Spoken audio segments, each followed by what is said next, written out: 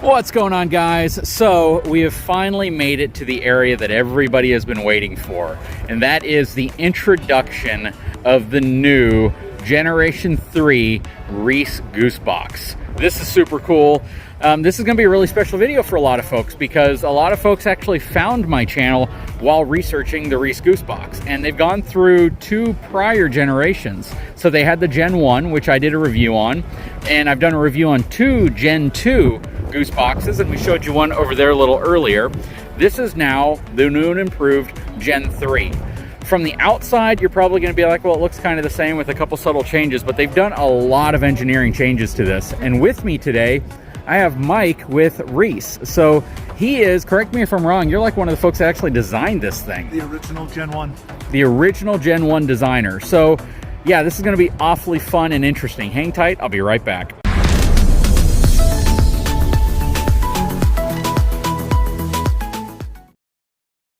So Mike, you're kind of my hero because you designed the original Goosebox, which kind of changed the way people viewed coupling to a fifth wheel. You took a goose ball design, which essentially is what everyone wants in the bed of their truck because it clears everything out, and you turned it into something that is not just very well designed and engineered, but approved for use on Lippert frames. And that trend has continued today. So even the Gen 3 is now an approved product to be used on Lippert frames. So Mike, you want to introduce yourself and what you do for Reese? So right now, I work for Horizon Global, which is a Reese as well, but I am the senior technical trainer there now. Great. So his job is to really train folks, but at the same time, this is his baby. I mean, this is something that he designed, engineered, and was able to release. Now, a question a lot of people have is, you know, when you look at traditional gooseneck type adapters that you bolt onto the kingpin of an RV on a traditional pin box, and it creates that lever arm coming down and connecting to the bed of the truck, they wonder why that system isn't necessarily approved by Lippert. Well, first off, if you think about how we tow when we use a fifth wheel, that forward motion front to back we commonly refer to as chucking. And when I add that extra 12 or 14 inches down from a conventional pin box, that creates a tremendous amount of stress on the nose of the pin box and actually the wing set. We kind of learned this when we were developing it originally through an independent testing facility. We put strain gauges on the wings and on the pin box and on the mounting equipment, and we could actually see by going over certain road events where the damage was going to happen. And so, yeah, it's pretty bad, that extra leverage that you have on that. So I've made videos in the past talking about the differences between gooseneck towing and fifth wheel towing in terms of RVs and the amount of extra stress that lever arm motion creates on the upper deck of a fifth wheel. And the Goosebox was revolutionary in the sense that it gave you the ability and gives you the ability to connect to a goose ball, but it doesn't create that same type of lever action on the front of your RV. Now, before I dive into the reason for that, or we talk about that, there are competing products out there on the market. And those competing products, unfortunately, don't address some of the main energy concerns that transfer into the upper deck and the front frame area of fifth wheels. So can you talk about the design and why the Goosebox is able to be used on a fifth wheel? So before we actually created the Reese Goosebox, we had the Fifth Airborne product line, which were fifth wheels that had air ride suspension. And the first thing that we know about a fifth wheel, as I said before, was this forward motion going back and forth, which is chucking. And you also have a certain force that goes into the kingpin from an up and down motion. So there's two directions that we're having to deal with. So our original design, being a front pivot design, allows the absorption of the jaw to take forward in motion by rotating, but it also can take verticals up and downs by rotating. So the real key position is that front pivot design. And you'll see that for the Fifth Airborne as well as the Goosebox. Okay, so whenever you look at the energy again that's at play with fifth wheels and how this is designed, ultimately the goal is to remove or reduce the force and energy that's being applied to that front deck section, because that's where all the energy is going to transfer to. Well, I would say that that's twofold. One, I want to take away from the wing set or that front deck as you described, but at the same time, I also want to do something for the comfort of the driver. So as the driver, what they feel translates into their confidence or their worriness about, oh, is this right or wrong?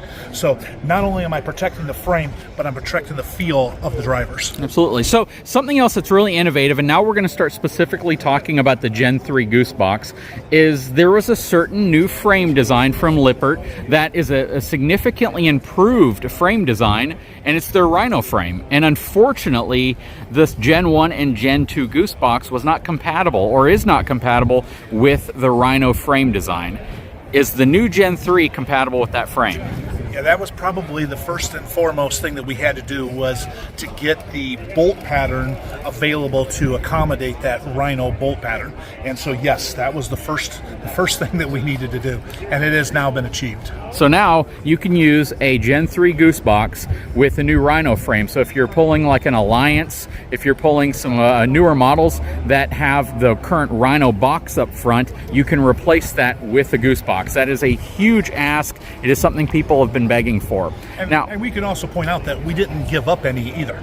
So all the bolt holes and all the patterns that we had before, we just added the Rhino to it. So you still have all the other ones as well as Rhino. Great. So one other thing too that was added to the Generation 2 Goosebox that wasn't available in the Gen 1 was you had extra tall wings coming off of the top of the Goosebox. And I see that they're no longer here. However, does that change the ability for you to place this lower in the wings on a fifth wheel so you can achieve that bed height clearance? No, it actually still is there. What they did was they changed the angle slightly on the whole profile, and so although it's up a little bit here, they changed the angles so we still get that lifted up in there, trying to maintain our bed clearance. That's very important. Yeah, generally between 6 to 7.5 inches. Yep. Now that could, and we're going to see whenever we do an evaluation on this, that could actually give you a little bit more clearance right here over the side rail. So I'm really interested to see if that's going to work out for me in that sense, because that would be absolutely awesome. Now, do you want to go ahead and go over all the significant changes that have been made to the Gen 3 versus the Gen 2? So probably some of the things that are probably less noticeable is the handle. Although it's still a locking handle, there was a change, a slight variation in the angle that the handle bolted on. Very difficult to see, but what that ended up doing was making the locking pin that goes in the coupler engage the kingpin even better than it had been before. Right. The shape of the box has changed. We had made this out of one big piece of steel, which was a little bit cumbersome to achieve and maintain the tolerances that we needed. So now by making it in 3 pieces, we're able to jig and fixture this in a really precise mechanism so that when we weld it together, we hold the outside shape, dimensions really, really tight, much better than we have or have been able to do in the past.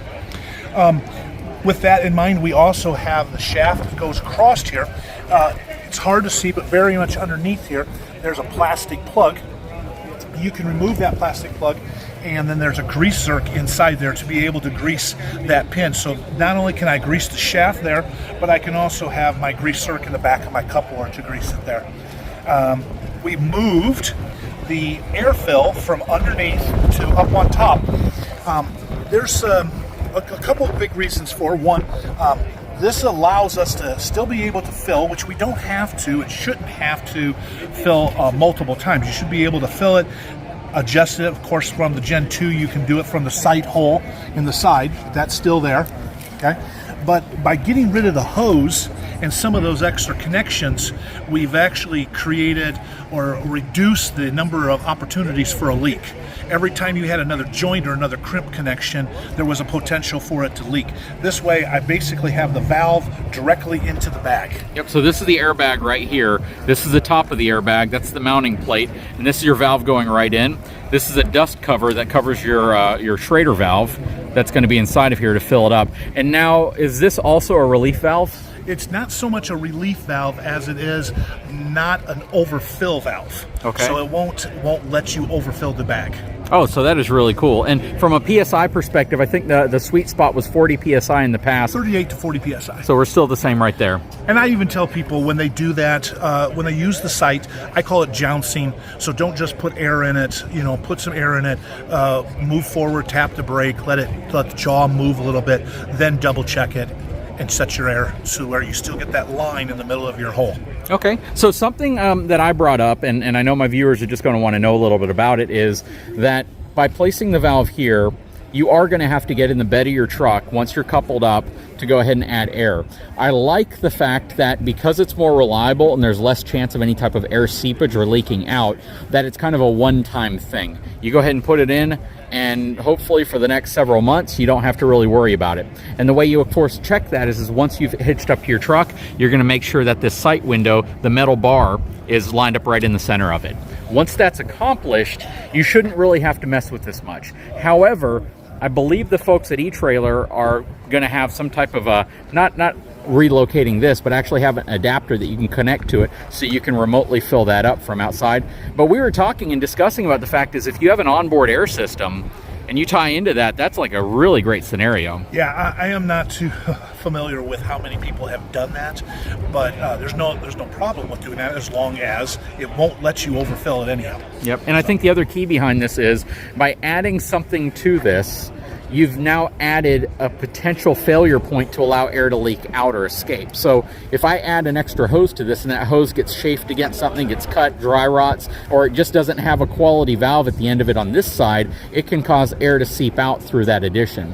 So I think the best way to kind of approach this would be get it hooked up, add the right amount of air to it, and then really kind of forget it from that point. As long as your sight window's lined up here every time you hook it up, you shouldn't have to add air to this very often, right? That's correct. That's the idea. Very cool. So I know you actually ran a couple joust bushings inside of here now. So you have some rubber bushings that you pointed out earlier, which are kind of hidden back under here, right there. And there's a hollow rubber springs. So they've been involved in all of the units. They're in this, the way that the box is designed, they're kind of a little bit more hidden and protected inside than maybe on the Gen 1.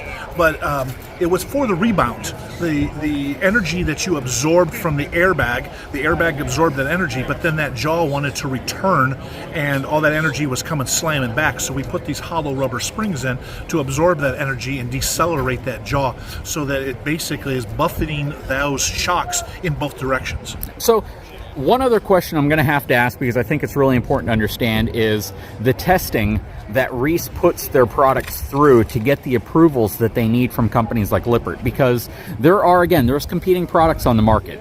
However, you can't just build a product and say it's going to work, but then not be able to test it to the degree that a company like Lippert's going to require. We had a conversation last night, and he was telling me it is not an easy process to get Lippert to approve your product on their trailers. So you want to talk about that a little bit? So we did J2638, which is a 900,000 cycle test. That's 300,000 cycles in vertical, horizontal, and longitudinal, with certain weights applied to it based on the capacity of it. But that's actually to test the design as we had it built. Before we ever designed or took the product to Lippert, we actually had it done at an independent testing facility where we tested a fifth wheel and fifth wheel pin box, a fifth wheel pin box with an extension on it to a goose ball, and then the goose box. So 3 different variations. And we had those strain gauges, as I told you, on different elements of the vehicle and the trailer. And then they did the analysis and came back and said, you know, the actual ride quality of the goose box was better than that of a standard fifth wheel and pin box. So when we presented that data to Lippert, they looked at it and saw that yes, they kind of explained what they thought they already knew, and those extensions were very damaging to the overall system, which is what the data proved. Okay, so, and that's one of those areas that I always like to talk about, because when I make videos talking about the Goose Box, which I am a big fan of, I use it, I trust my family in a vehicle that's being towed with a Goose Box. A lot of folks are like, well, why don't you look at this other product? Why not use this other product? And for me, being able to meet those standards is important for me, because it gives me peace of mind knowing that the money was spent to do the testing that needed to be done to give it a rating that was real. Yes, sir. So that's just super important to me. So not everyone does that. I would probably venture to say less than 15% of the market who builds hitches and products do that. We always have this thinking or this logic that you have to remember, not only do I have to protect the people that are using the product, but what about the rest of the people that are out on the road that are following you or beside you? So I always feel, I drive by this product, or I drive by a fifth wheel, I always kind of tend to look over my shoulder and say, what is that? Yep. And so I feel confident always. Yep, absolutely. And I think most folks who have used the Reese Goosebox that follow my channel would probably agree. If you are a Reese Goosebox user, leave a comment below. Let us know what you think. The folks from Reese watch the channel, they monitor it, and I'm sure they would love to get your feedback as well, because everything they've done, from adding the ability to lock it, from adding the ability for it to sit lower in your pin box, from adding the ability for you to be able to make certain adjustments, view window, this is all driven off of the feedback that they get from folks who use this product, which I think is absolutely extraordinary. Anyways, Mike, I really appreciate it. It's great to finally meet you and to talk with the gentleman who actually designed this, because this has revolutionized the way a lot of people tow their RV. So that is really cool. Thank you. Thank you. Guys, if you haven't had a chance, please take a moment, subscribe to the channel, give me a thumbs up. And by the way, Reese is going to be sending me one of these to install on the fifth wheel. So I will be able to demonstrate everything we've talked about on our fifth wheel once we get this installed. We'll talk to you again very soon.